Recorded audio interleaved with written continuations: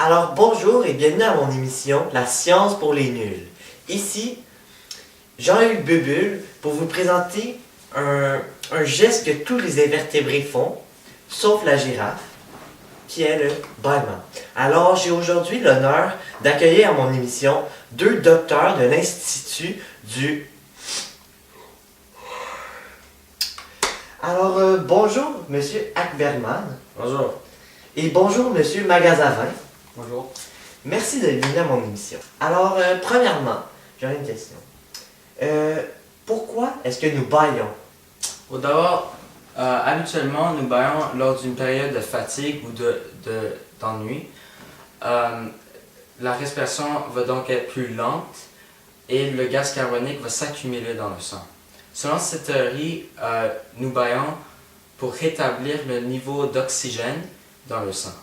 Il y a plusieurs étapes au bail. D'abord, en commençant, le bail s'effectue en 3 étapes. D'abord, l'inspiration, suivi d'un blocage et de l'expiration. L'expiration va être vite et passive.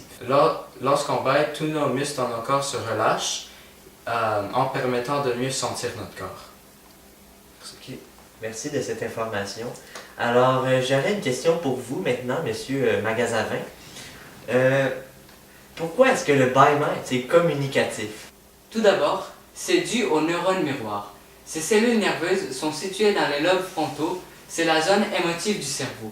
C'est aussi la base de l'empathie. C'est quoi l'empathie? L'empathie, c'est la capacité de ressentir les émotions de quelqu'un d'autre. Lorsque nous apercevons une personne bâillée, nos neurones miroirs s'activent pour déclencher le bâillement. Quand on bâille, c'est un peu comme si on parlait avec le bailleur, mais sans dire un mot. On appelle les neurones miroirs comme ça parce que leur fonction c'est d'imiter.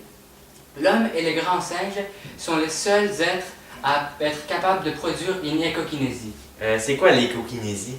L'échokinésie, c'est un mot compliqué pour décrire un geste assez simple. C'est le fait de bâiller après avoir vu une autre personne bâiller. L'intimité avec le bailleur influence grandement la contagion. Plus la proximité est importante, plus les probabilités de contagion sont fortes. Mais tous les hommes n'ont pas la même sensibilité à ce niveau-là. Par exemple, les autistes et les parkinsoniens ne bâillent pas après avoir visionné une vidéo sur le bâillement ou après avoir vu une personne bâiller. Cela est dû à leur manque d'empathie. Ok, donc merci d'être venu à mon émission et de nous avoir informés sur le bâillement. C'est un plaisir. Donc, merci d'avoir écouté notre émission et à la semaine prochaine.